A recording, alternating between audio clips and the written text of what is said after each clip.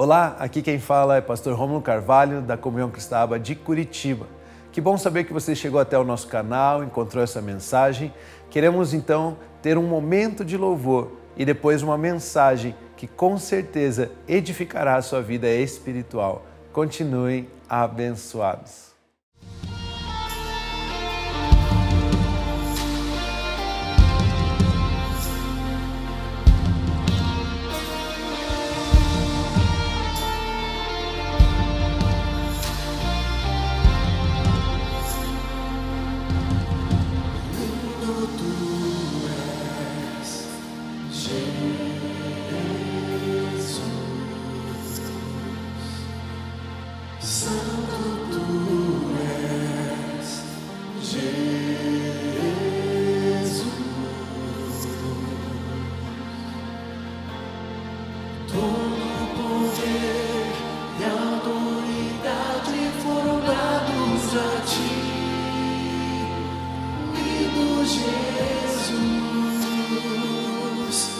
Amado Jesus,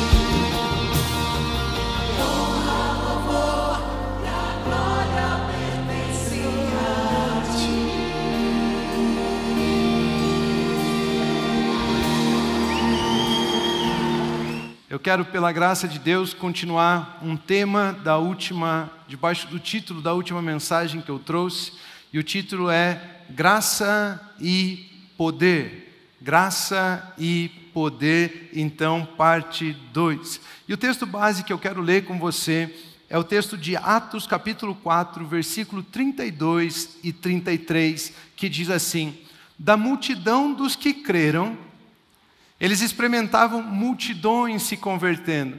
Parece os nossos dias, não parece? Da multidão dos que creram, era um o coração e a alma. Ninguém considerava exclusivamente sua nenhuma das coisas que possuía. Tudo, porém, lhes era comum. Com grande poder, os apóstolos davam testemunho da ressurreição do Senhor Jesus, e em todos eles havia abundante graça. Sobre todos eles havia abundante graça. Vamos dizer assim juntos: em todos nós há abundante graça. Queridos, esse texto não revela apenas a história de uns homens do passado. Esse texto está falando a respeito da nossa história. Assim como eles viviam em abundante graça, eu e você também vivemos os nossos dias em abundante graça. Isso é o que Deus tem sobre as nossas vidas. Uma das coisas que me chama a atenção quando leio esse texto de Atos capítulo 4, versículo 32, é que diz que da multidão dos que creram, era um o coração e a alma. Um o coração e a alma. Não sei quantos de vocês sabem, mas quando a palavra de Deus fala a respeito de coração, ela normalmente está se referindo ao espírito, à nossa vida espiritual. Eu tenho um professor que diz que 99,9% das vezes que você lê a palavra coração ali, ela está se referindo ao espírito. E ele sempre diz assim: se você me perguntar qual é o 0,01%, ele vai dizer, não interessa, fique com os 99,9% que você já vai interpretar muito bem as escrituras. Mas era o espírito e a alma. Ou seja, era um grupo de pessoas que tinha a sua alma completamente sujeita ao Espírito. Eles viviam uma vida espiritual, e por viverem essa vida espiritual, eles podiam viver em unidade, em amor, abençoando e servindo uns aos outros. Eles tinham esse amor, esse carinho uns pelos outros. Eles eram gentis, tinham uma gentileza deles uns pelos outros, porque eles viviam uma vida espiritual, por saberem que sobre eles havia abundante graça. Queridos, o desejo de Deus e o que Ele tem preparado para os seus filhos é uma vida abundante. Deus não tem interesse no seu sofrimento. O que Deus tem e o que Deus realizou é para que você possa viver uma vida de abundância. Deus preparou para os seus filhos, através da obra de Cristo Jesus, uma vida abundante. Jesus Cristo morreu para nos dar uma vida, e vida em abundância. É o que o próprio Senhor Jesus nos diz no Evangelho de João, capítulo 10, versículo 10. Ele diz o seguinte: o ladrão vem somente para roubar, matar e destruir. Ou seja, aquilo que está morrendo, aquilo que está sendo roubado, aquilo que está sendo destruído na sua vida, não é obra de Deus, não é Deus querendo te dar uma lição. Ele diz que é o ladrão quem vem fazer essas coisas. Mas Jesus afirma o seguinte: eu vim para que vocês tenham vida e a tenham em abundância. Ele tem o desejo que eu e você usufruamos de uma vida abundante. E queridos, o Senhor Jesus, Ele é tão gracioso que Ele nos entregou duas coisas para que possamos usufruir dessa vida abundante. A primeira delas é a palavra de Deus. Jesus Cristo nos trouxe a palavra de Deus. Essa palavra que é espírito e vida. Essa palavra que dá acesso ao poder, que não volta para Deus de forma vazia, mas produz aquilo, cumpre o propósito para o qual ela foi lançada. Essa palavra o Senhor Jesus nos entregou, nos deixou como um presente para utilizarmos. A segunda coisa é a presença do Espírito Santo. Você pode imaginar, Jesus, Ele te ama tanto que Ele te entregou a palavra, a mesma palavra que Deus usou para criar todas as coisas, organizar o universo, Ele nos deu de presente. Queridos, se organizou o universo, você acha que não pode organizar algumas situações, algumas circunstâncias da sua vida? Essa mesma palavra Ele nos deu à disposição, mas Ele sabia que talvez eu e você não íamos saber usar essa palavra. Então Ele nos deixou um conselheiro, alguém que nos ensina a manusear, a operar essa palavra. Ele nos deixou o Espírito Santo da promessa, o Consolador, aquele que nos guia em toda a verdade, para que eu e você possamos usufruir de uma vida espiritual, uma vida abundante. A vida abundante é a vida espiritual. Toda essa graça de Deus para conosco é para termos capacidade e vivermos uma vida espiritual. Por isso preste atenção, a graça nos capacita a vivermos a vida espiritual. A graça de Deus nos capacita a vivermos uma vida espiritual. Essa é a vida abundante, a vida do Espírito. É isso que aquela igreja que nós lemos ali em Atos estava experimentando. Eles viviam de forma espiritual, por isso viviam abundantemente. Vamos aprender mais sobre esse assunto. Eu quero colocar hoje, pela graça de Deus, 3 pontos para nós compreendermos melhor a respeito deste assunto, sobre podermos viver a vida espiritual. O primeiro ponto, então, é a diferença entre a vida da carne e a vida do Espírito. A diferença entre a vida da carne e a vida do Espírito. Romanos capítulo 8, versículos 5 e 6 nos ensina o seguinte: os que vivem segundo a carne se inclinam para as coisas da carne, mas os que vivem segundo o Espírito se inclinam para as coisas do Espírito. Pois a inclinação da carne é morte, mas a do Espírito, a inclinação para o Espírito é vida e paz.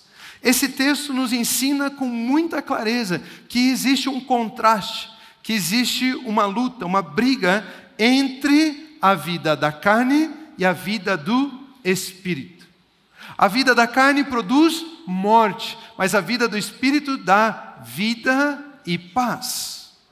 Nos inclinarmos para as coisas da carne produz morte, mas nos inclinarmos para as coisas do Espírito produz vida e paz.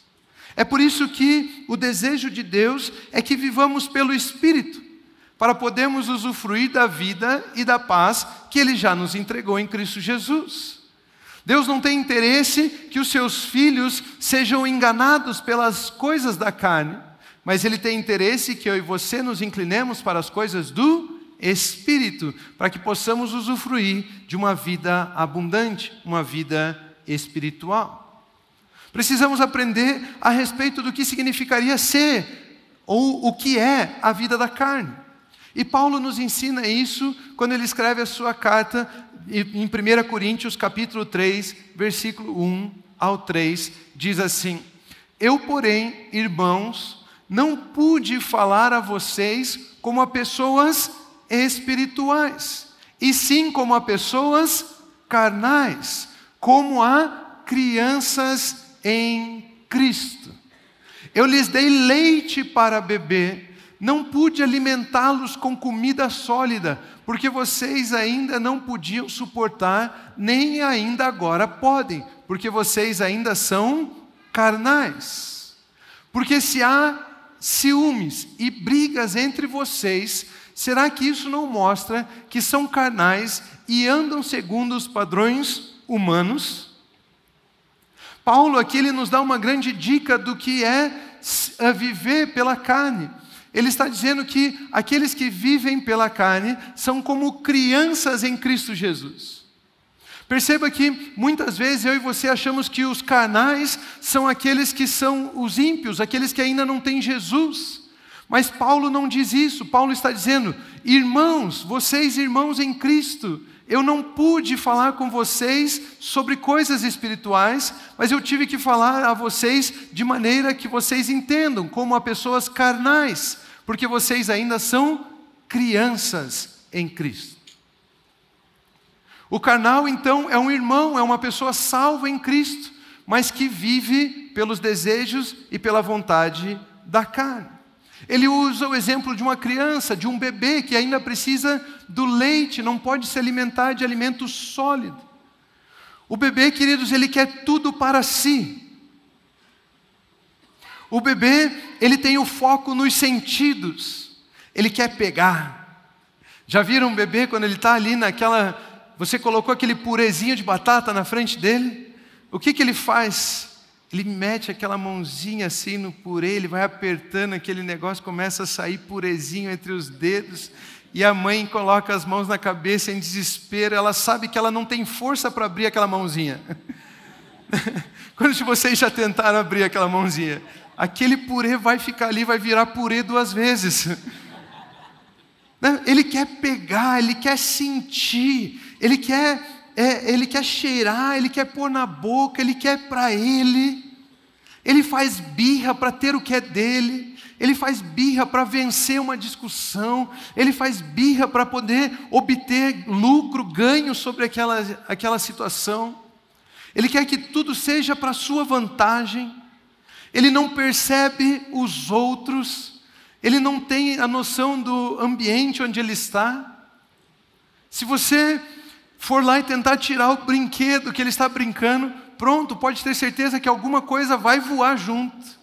Ele já se esperneia, esse é o bebê, esse é o carnal. Ele é a coisa mais bonitinha, um irmão em Cristo, mas é egocêntrico.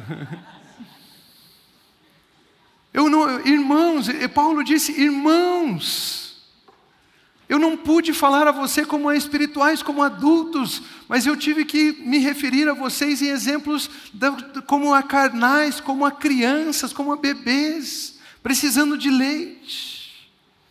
O padrão humano, ele vive de acordo com o padrão humano. E o padrão humano é egocêntrico. É a alma do homem no comando. É a alma do homem no controle. E não o Espírito. É tentar, pelas minhas próprias obras, produzir o que só Deus pode me dar. Isso é ser carnal. Achar que eu sou responsável por produzir as minhas bênçãos. Eu sou responsável por produzir aquilo que só Deus pode me dar. Ou me entregar também às paixões mundanas, aos prazeres dos sentidos, à libertinagem. Isso também são obras da carne, isso também são resultados da infantilidade, do fato de não conhecermos a Cristo o suficiente e vivemos uma vida espiritual. Em Gálatas capítulo 5, versículo 16, 17, a Bíblia nos ensina: digo, porém, o seguinte: vivam no Espírito, e vocês jamais satisfarão os desejos da carne. Porque a carne luta contra o Espírito, e o Espírito luta contra a carne, porque são opostos entre si, para que vocês não façam o que querem. Quando o apóstolo Paulo escreve essa carta aos Gálatas, ele escreve essa carta porque os Gálatas estavam se desviando da vida espiritual.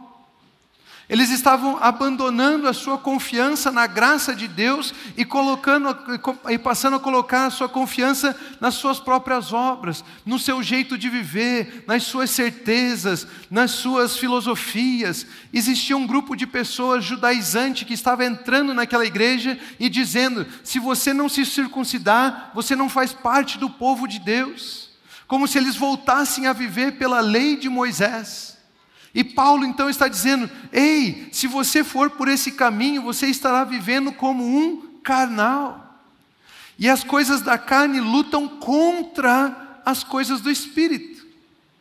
Não tem como, ele coloca, não tem como viver as duas coisas.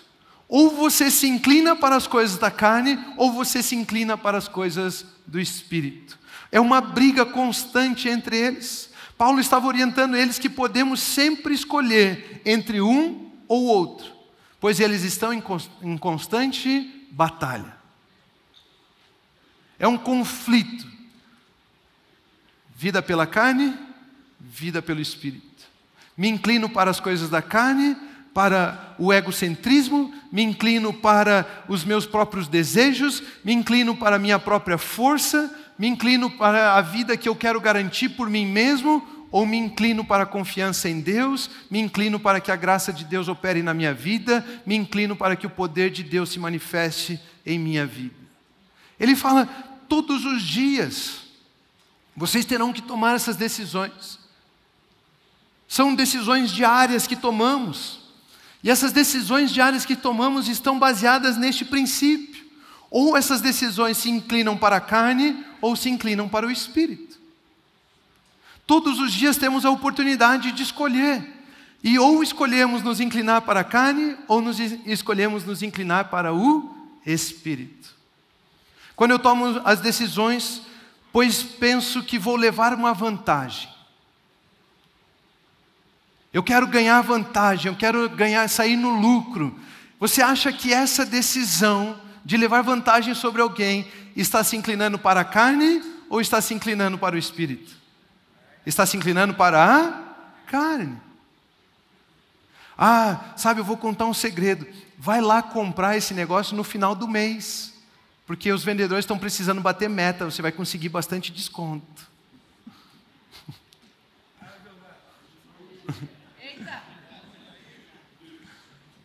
Os vendedores dizem...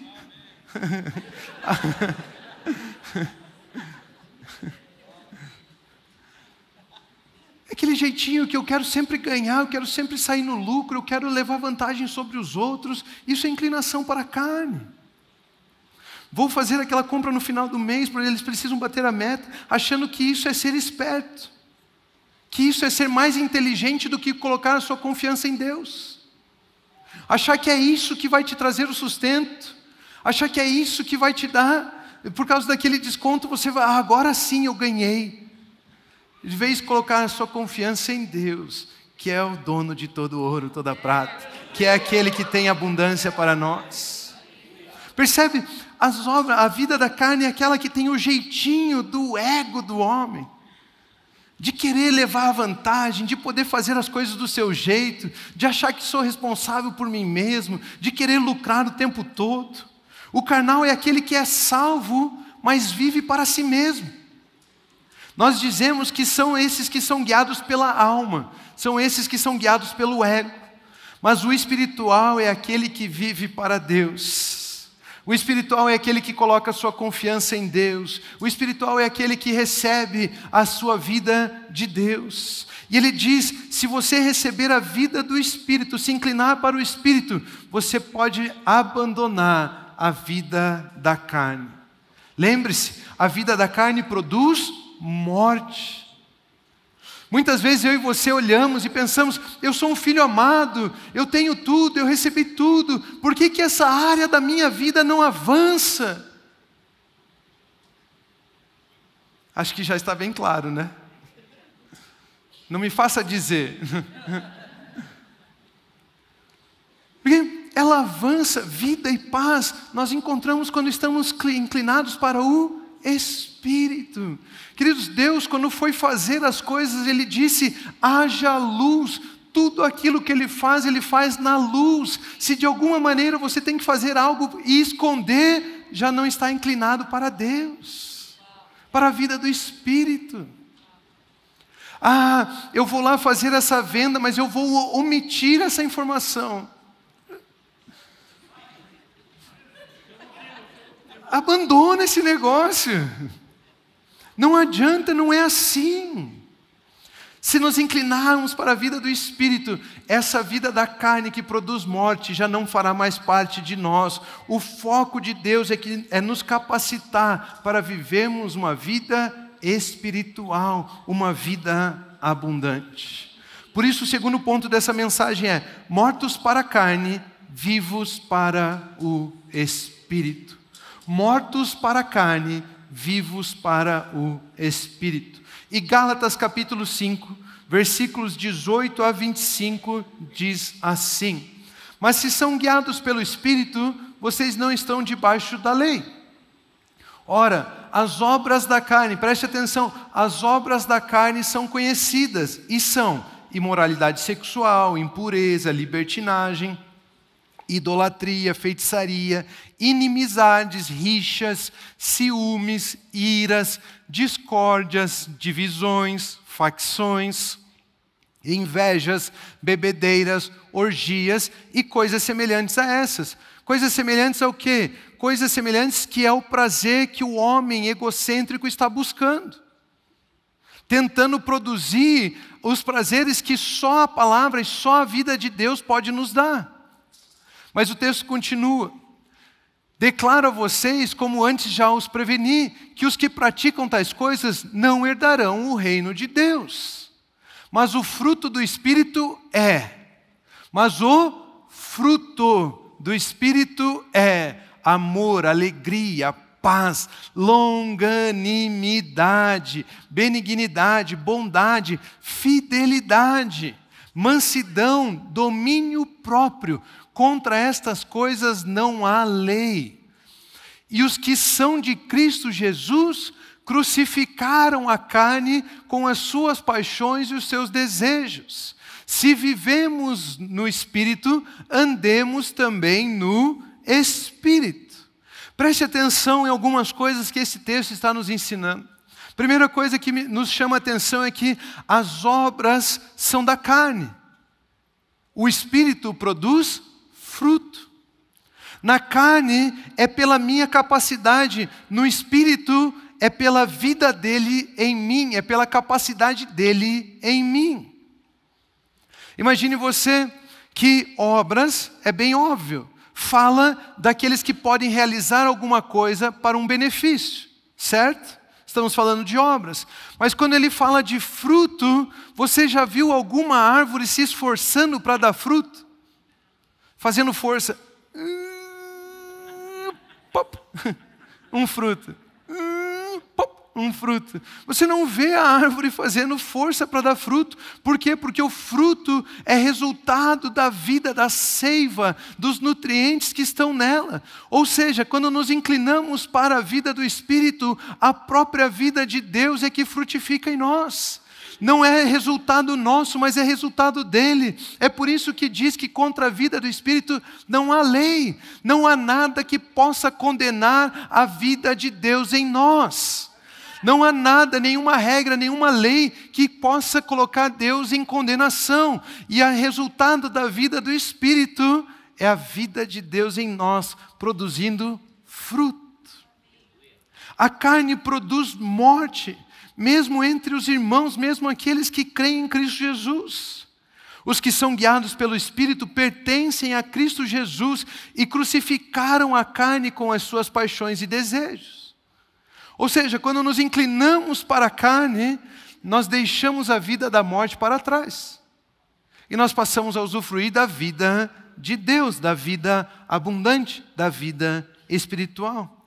Queridos, são esses que crucificaram a carne e as suas paixões e seus desejos, que podem dizer: já não vivo eu, mas Cristo vive em mim. Eu já não vivo mais para mim mesmo, agora eu vivo para Cristo Jesus. A vida espiritual passa pela consideração de que eu morri com Cristo e ressuscitei para uma vida nova. A vida espiritual passa por uma consideração de que eu morri com Cristo e ressuscitei para uma vida nova. Eu preciso me considerar morto para a carne, me considerar crucificado, me considerar morto para o pecado, para os meus desejos, e me considerar vivo para Deus. Quando ele diz, aqueles que vivem pelo Espírito crucificaram as obras da carne, crucificaram a carne, os seus desejos. Ele está dizendo, esses que crucificaram a carne, eles vivem de uma forma que eles consideram que o pecado, a carne, a sua força já não é suficiente para eles. Eles entendem que isso não faz parte da vida deles. E eles passam a se considerar vivos para Deus. Eles entendem que a vida deles depende da graça e do favor do Senhor Jesus sobre a vida deles. Considerar-se então morto e vivo. Às vezes eu fico tentando explicar, eu fico procurando exemplos para explicar o que significa me considerar vivo para Deus. E nesses dias de Olimpíada, alguém acompanhou as Olimpíadas? Né? Eu consegui acompanhar alguns esportes ali, são bem legais, esportes que a gente não vê no nosso dia a dia, mas uma das coisas que me chamou a atenção era na narração, tinha um campeão olímpico.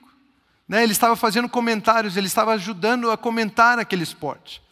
E eu não lembro qual era o esporte, mas era a disputa pela medalha de ouro. E elas então ganharam aquela medalha, ganharam aquele jogo, e elas eram então campeãs. E ele fez um comentário que me chamou a atenção, ele disse assim, o engraçado é que quando a gente ganha esse último jogo, a gente comemora, a gente venceu um jogo, a gente venceu essa etapa, a gente passou por isso. Mas é apenas a comemoração da vitória daquele jogo. Mas quando nós subimos no pódio, e vem aquela pessoa e coloca em nós uma medalha, ele disse assim, parece que naquela hora cai a ficha, eu sou o melhor do mundo. Eu sou o primeiro, eu ganhei o ouro, eu ganhei todos os jogos, eu não venci apenas um jogo, eu venci todos eles, eu cheguei até o final, eu sou o vencedor.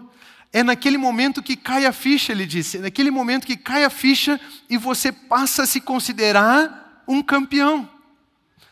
E a Bíblia está nos ensinando, então, eu e você precisamos aprender a nos considerar vivos para Deus, a nos considerar mortos para a carne. Da mesma forma que ele, quando coloca aquela medalha, passa a se considerar um campeão, eu e você podemos nos considerar vivos para Deus, pois fomos premiados com o mais alto prêmio, que é a vida abundante em Cristo Jesus. Fomos premiados como mais que vencedores em Cristo Jesus. Se vivemos pelo Espírito, nós podemos andar também pelo Espírito, nos considerarmos vivos para Deus.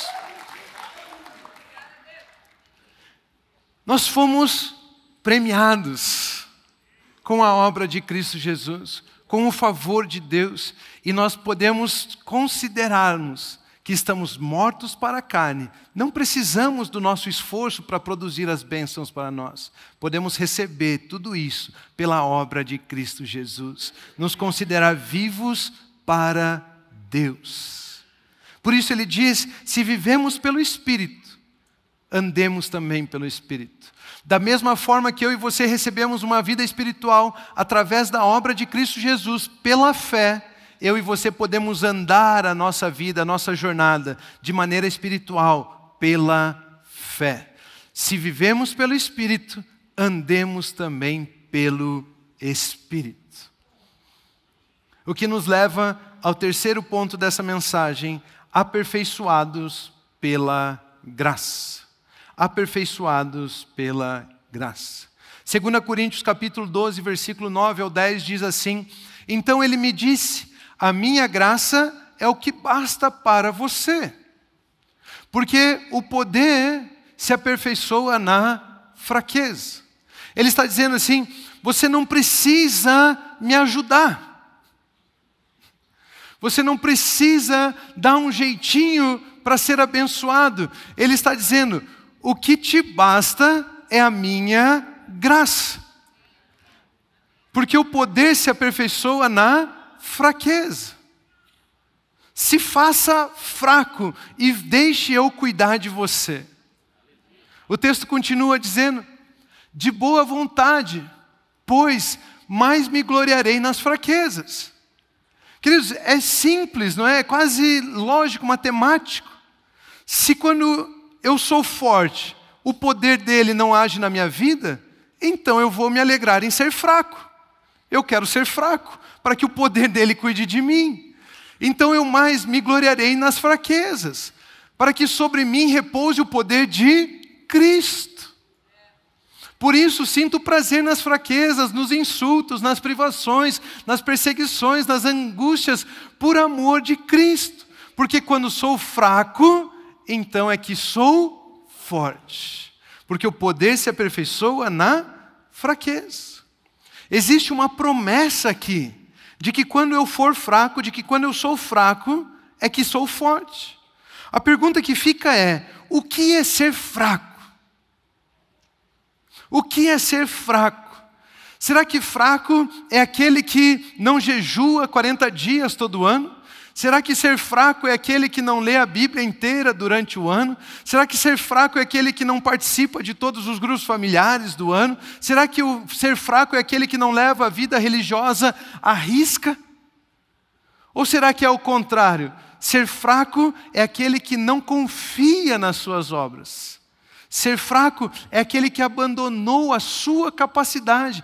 Ele se fez fraco para confiar única e exclusivamente no poder de Cristo. Ele se fez fraco para que o poder de Cristo cuidasse dele. Ser fraco é abandonar a confiança na carne, na alma, nos padrões humanos.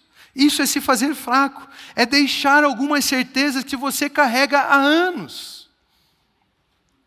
Tem alguns pensamentos que nós carregamos há anos que parece que nos trazem segurança, não é mesmo? Tem alguns pensamentos: eu não levo desaforo para casa, como se isso fosse a minha segurança. Comigo é assim, preto no branco, 880. É como se isso nos trouxesse algum tipo de segurança. Algumas pessoas chegam e dizem assim: esse caminho que você está trilhando, eu já passei por isso, viu? Que soberba é essa? Que arrogância é essa? Ele coloca a sua confiança na sua experiência e não em Deus. Quando você está indo, eu já estou voltando. São pensamentos que as pessoas têm. A Bíblia chama isso de fortalezas, e nós achamos que estamos seguros nisso. Mas essas fortalezas são fracas, elas são baseadas em uma mentira. E a mentira nada é. E nós podemos então nos fazer fracos para essas coisas. Abandonar esses pensamentos, abandonar essas certezas, nos considerarmos mortos para essas coisas e vivos para a verdade. Vivos para a palavra de Deus. Ao deixarmos essas coisas, somos fracos. E com todo o amor, queridos, é nesse momento que parece que vem o medo, não é? Mas se eu perdoo, eu vou parecer um tapado. Mas olha, ele me prejudicou. Se eu deixar para lá, se eu perdoar, eu vou sair perdendo. E a gente acredita que o se vingar, o se impor, o tentar produzir nas nossas próprias forças, isso vai nos dar segurança. Mas Deus está falando: se faça fraco, abandone esse tipo de segurança, para que o meu poder possa se aperfeiçoar na sua fraqueza, para que eu possa cuidar de você, para que minha graça possa ser suficiente na sua vida. É nesse momento que começam as incertezas, mas pela fé nós podemos confiar em Deus. Ele é fiel e existe um poder sobrenatural que nos capacita a viver quando entendemos que somos fracos, que não somos capazes sozinhos, que estamos mortos para a carne, mortos para os padrões humanos, que nossa alma não está no controle das nossas vidas, não são nossos desejos e sentimentos que nos guiam e nos orientam. É por isso que nós precisamos reconhecer que precisamos da graça de Deus, precisamos de Jesus Cristo, o Salvador, e recebemos uma graça de Deus, um presente que se manifesta em poder e nos fortalece. Queridos, quando somos fracos, deixamos de confiar em nós mesmos, é aí que nós usufruímos do poder que nos leva a viver uma vida espiritual. É nesse momento que o poder se aperfeiçoa na fraqueza. E agora é Deus quem está cuidando de nós. Continuando esse quase estudo em Gálatas capítulo 3, versículo 2 e 3 diz assim: quero apenas saber isso. Vocês receberam o Espírito pelas obras da lei ou pela pregação da fé? Como que nós recebemos um novo Espírito? Como que recebemos o Espírito Santo em nossas vidas? Pelo nosso esforço para merecer isso de Deus, ou porque nós cremos na obra de Cristo Jesus? Pela fé. Será que vocês são tão insensatos palavra insensato é tolo, louco. Será que vocês são tão loucos que, tendo começado pela fé, tendo começado pelo Espírito, agora querem se aperfeiçoar pela carne? Será que vocês receberam uma nova vida e vocês acham que vão viver a vida espiritual pelo seu esforço próprio? Vocês acham que você não conseguiu nem produzir essa vida para você, você acha que agora você vai conseguir sustentá-la? É isso que Paulo está dizendo. Ele chama eles de insensatos, de loucos, de tolos. Queridos, aqueles que acham que são as nossas obras que garantem bênçãos e méritos diante de Deus, Paulo chama de loucos, de insensatos. Traga aqui uma oferta de sacrifício e então Deus irá cuidar das suas finanças. Loucos, insensatos. Se você jejuar, você vai ter poder para expulsar demônios. Loucos, insensatos.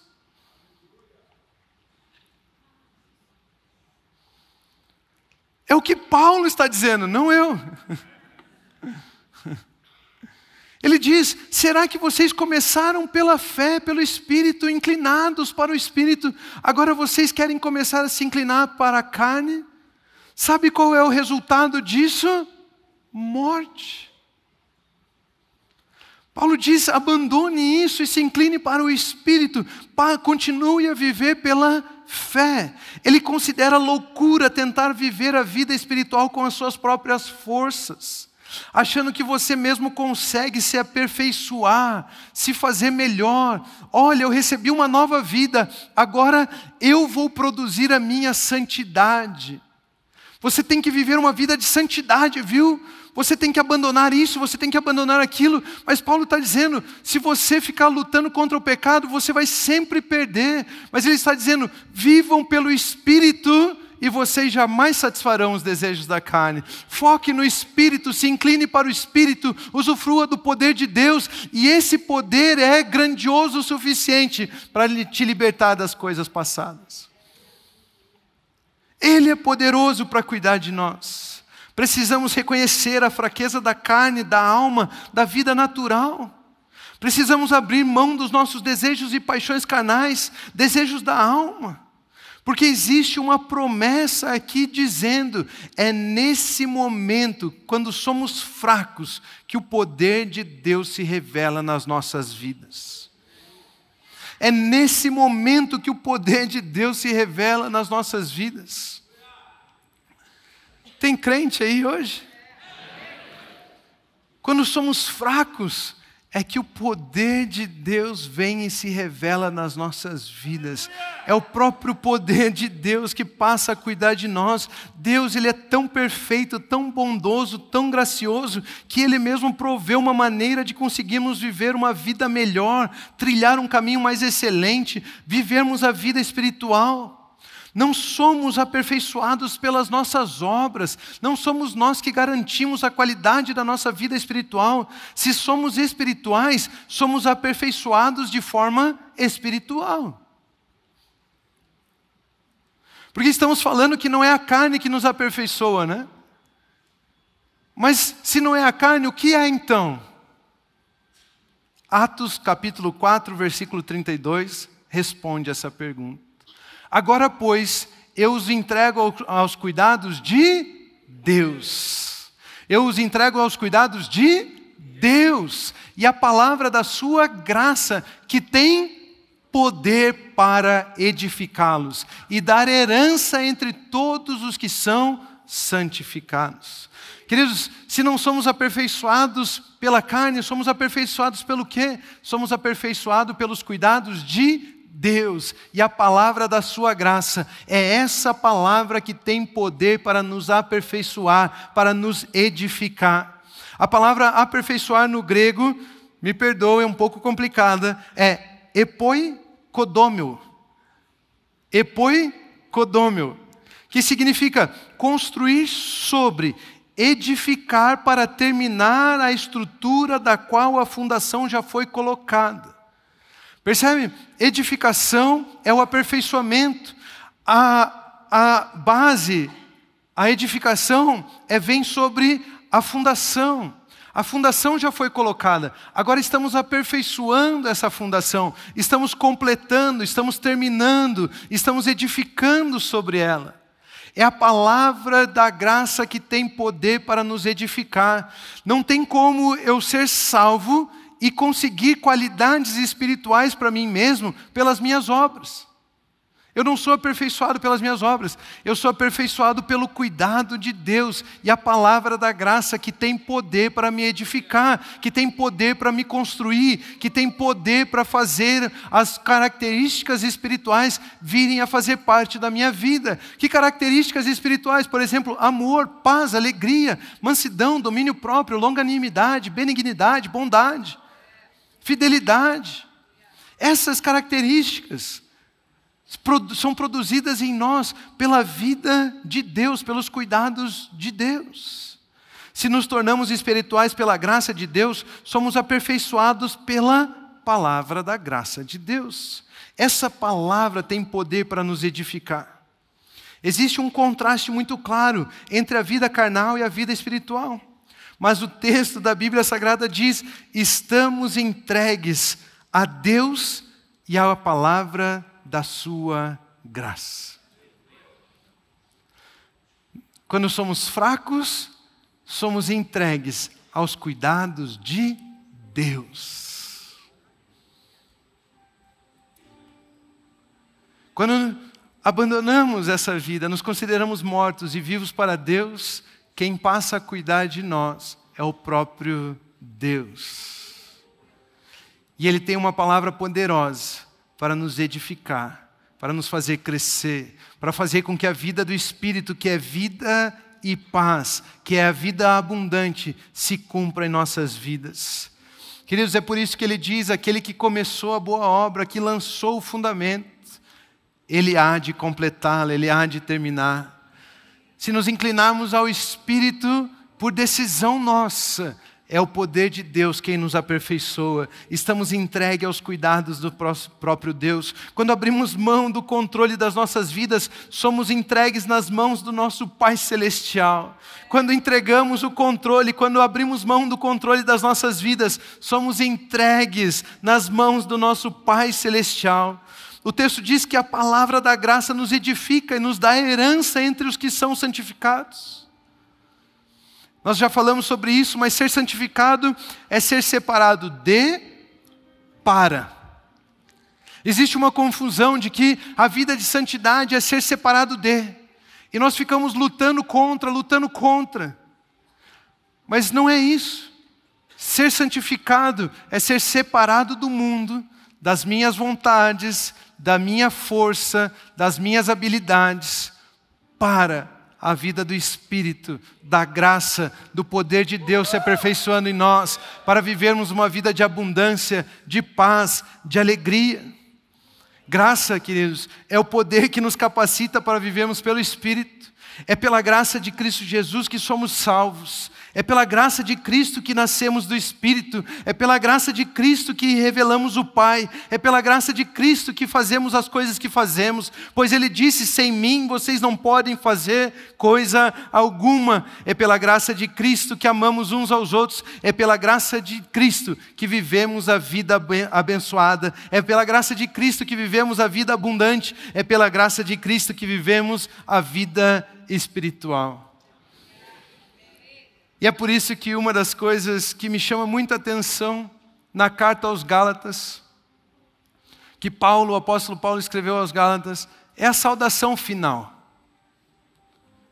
Em todas as suas cartas ele deixa uma saudação: que o amor de Deus Pai, a comunhão do Espírito e a graça do Senhor Jesus seja convosco. Que a graça do Senhor Jesus seja convosco. Que vocês permaneçam abençoados. Ele sempre deixa uma finalização: permaneçam na graça do nosso Senhor Jesus. Mas quando ele escreve a carta aos Gálatas, ele só fez isso em 2 cartas.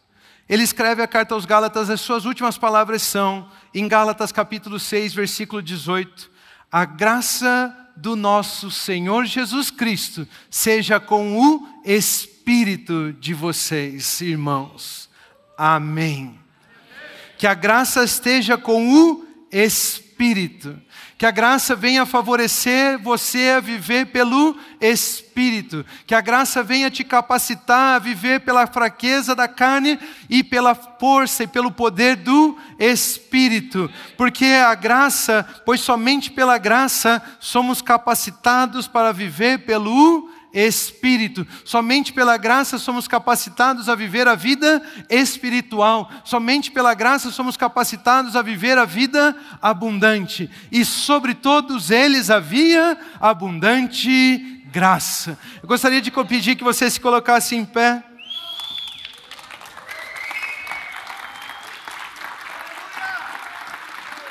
E sobre todos eles havia abundante graça.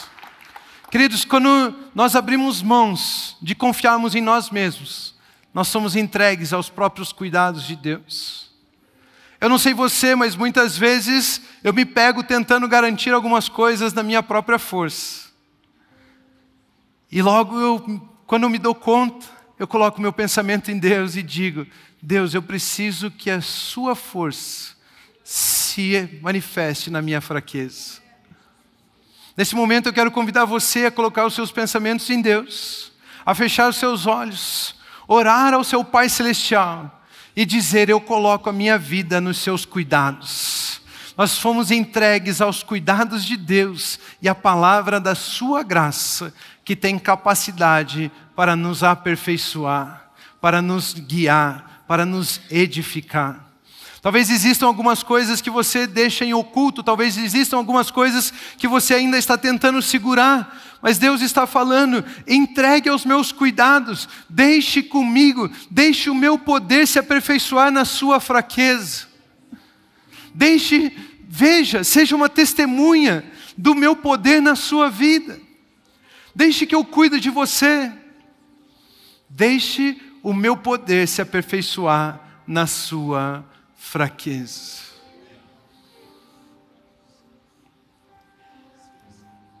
Com certeza, ao entregarmos as nossas vidas a Ele, Ele é fiel para cuidar de nós. Ele tem a palavra da sua graça, que tem poder para nos edificar, para cuidar de nós. E é por isso que eu e você podemos celebrar, cantar, engrandecer o nome do nosso Senhor Jesus, porque Ele é a própria graça, e é pela capacidade dEle que nós vivemos uma vida espiritual. Se não fosse por Ele, nós não seríamos o que somos. Paulo diz: pela graça de Deus eu sou o que sou. Continuem abençoados.